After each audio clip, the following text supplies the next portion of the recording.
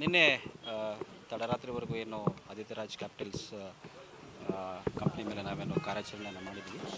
So ಇವತ್ತು ಒಂದು ರಿಪೋರ್ಟನ್ನು ನಾನು ಮಾನ್ಯ ಜಿಲ್ಲಾಧಿಕಾರಿಗಳ ಮುಖಾಂತರ ಸರ್ಕಾರಕ್ಕೆ ವರದಿಯನ್ನು ನೀಡಿದ್ದೀವಿ.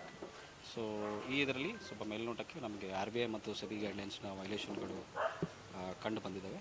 ಸೊ ಸಾಕಷ್ಟು ಜನ ಇನ್ವೆಸ್ಟರ್ ಕಡೆಯಿಂದ 5% ಇದರ ಮೇಲೆ ಸ್ವಲ್ಪ ಕೆಲವೊಂದಿಷ್ಟು ಸ್ಕೀಮ್ಗಳಿದೆ, ಒಂದು 5-6 ಡಿಫ್ರೆಂಟ್ ಟೈಪ್ ಆಫ್ ಸ್ಕೀಮ್ಸ್ ಇದ್ದಾವೆ. ಆ ಸ್ಕೀಮ್ಸ್ ಪ್ರಕಾರವಾಗಿ ಅವರು ಮಾರ್ಕೆಟಿಂಗ್ ಎಲ್ಲ ಮಾಡ್ಕೊಂಡಿದ್ದಾರೆ. ಸೊ ಇದು ಸ್ವಲ್ಪ KPID ಮತ್ತು ಬಡ್ಸ್ ಕಾಯ್ದೆಗಳು ಬರೋದರಿಂದ ಸೊ ಆ ರಿಪೋರ್ಟ್ ಮೇಲೆ ನಾವು ಈಗ ಸದ್ಯಕ್ಕೆ ರಿಪೋರ್ಟನ್ನು ಮಾನ್ಯ ಸರ್ಕಾರಕ್ಕೆ ವರದಿ ಸಲ್ಲಿಸಿದ್ದೀವಿ. 2,000 ಕೋಟಿ ಫ್ರಾಡ್ ಆಯ್ತು ಸರ್.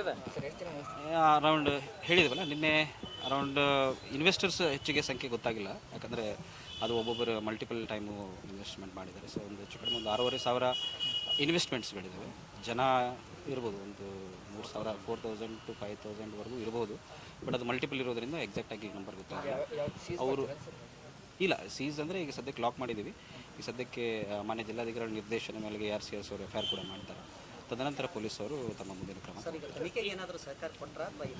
ಪ್ರಮುಖ ಆರೋಪಿ ಎಲ್ಲಿದ್ದಾನೆ ಸರ್? ಏನು ಅವರು ನಿನ್ನೆ ನಾವು ಬರೋಕ್ಕೆ ಹೇಳಿದ್ವಿ, ನಿನ್ನೆ ಕಾಂಟ್ಯಾಕ್ಟಲ್ಲಿದ್ದರು, ಬಟ್ ಇದುವರೆಗೂ ಅವ್ರು ಯಾಕೂ ಬರಲಿಲ್ಲ.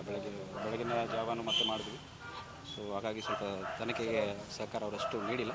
ಬಟ್ ನಮ್ಮಲ್ಲಿಗೆ ಏನು ಅವಶ್ಯಕತೆ ಇತ್ತು, ಏನು ಸಿಕ್ಕಿದೆ, ನಮ್ಮ IT ಟೀಮಿಂದ ಏನು ನಾವು ರಿಕವರಿ ಮಾಡ್ಕೊಳ್ಳೋದಿತ್ತು ಅಷ್ಟನ್ನು ಮಾಡಿಕೊಂಡು ತನಿಖೆಯನ್ನು ರಿಪೋರ್ಟನ್ನು ನಾವು ಕೊಟ್ಟಿದ್ದೆ. ಸರ್, ಈಗ ಮುಂದೆ ಸಿಬ್ಬಂದಿಗಳು ಹೇಳಿದ್ರು ಇವಾಗ ಕಣ್ಣೀರು ಹಾಕ್ತಾರೆ, ಏನು ಎಕ್ಸಾಕ್ಟ್ ಆಗಿಲ್ಲ ಅಥವಾ ಏನಾದರೂ ತಪ್ಪು ಅವ್ರಿಗೇನು ಭಯ ಇತ್ತಾ?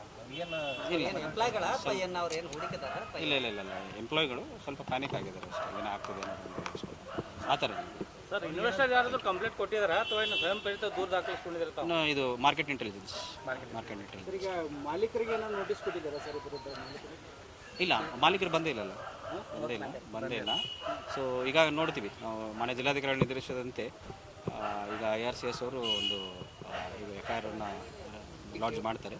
ಅದಾದಮೇಲೆ